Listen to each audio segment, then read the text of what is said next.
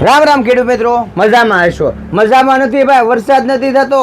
કહી જો કાયદેસર તમતારે વરસાદ તો વહેલા મોડો થવાનો જ છે, પણ શું કરવાનું કયો?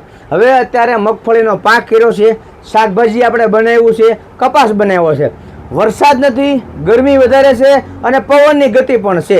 હવે આના હિસાબે આપણો પાક ઠરડાઈ ગયો છે, ઠોરડાઈ ગયો છે અને પીળો પણ પડી ગયો છે. બરોબર, વધતોય નથી અને કોરતોય નથી, મૂળીએ તમને કોઈ નવું બદલાવતું નથી. અને એના હિસાબે આપણે જે કપાસ કર્યો છે એ બધો નમી ગયો છે અને મગફળી છે બધી ભોમાં ગળતી જાય છે દાડે દિવસે. તો શું કરવું જોઈએ? આપણે થોડાક દી પહેલાં દેવળિયાનો વિડીયો મૂક્યો હતો કે એમાં સુપિક સોઇલ ગ્રેન્યુલ નાખ્યું હતું મગફળીમાં, લીલી કાસ કરી નાખી હતી ફર્સ્ટ ક્લાસ રીતે.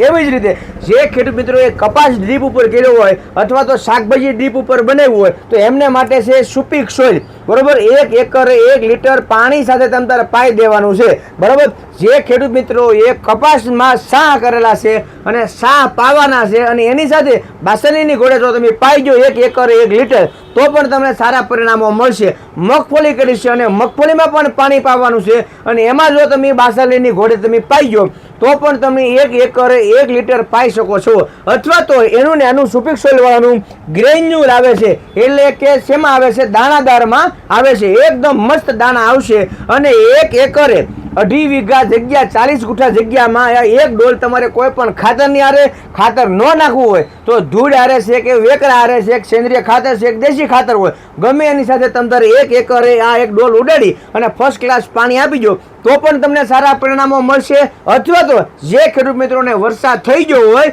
અને તમારે વરસાદમાં ખાતર નાખવાનું હોય તો સુપિક સોઇલ ગ્રેન્યુલ અવશ્ય આપજો. કારણ કે એમાં માઇકોરાજા પણ છે, ડીઈપી, યુરિયા અને પોટાશ ઓર્ગેનિકના રૂપમાં પણ છે, ઓર્ગેનિક કાર્બન પણ છે, સીવીડ એક્સ્ટ્રલ છે, એમિનો એસિડ છે અને હ્યુમિક એસિડ પણ છે. એટલા માટે આપણી જમીનમાં જે પોષક તત્વો જોવે છે, જે એને ખાવા માટે, ઊભા રહેવા માટે, ટકી રહેવા માટે, તમને ઉત્પાદન દેવા માટેના જે તત્વો છે એ બધા જ તત્વો આની માલિપા છે. તમારા હરેક નજીકના એગ્રોમાં તમારે મળી રહે. આ વિડીયો એમને બતાવી દેવાનો એટલે તમને ત્યાંથી મળી જાય. આપણા આવા જ વિડીયો માટે આપણી ચેનલને ફોલો કરી લો, સબસ્ક્રાઇબ કરી લો. રજા આપો.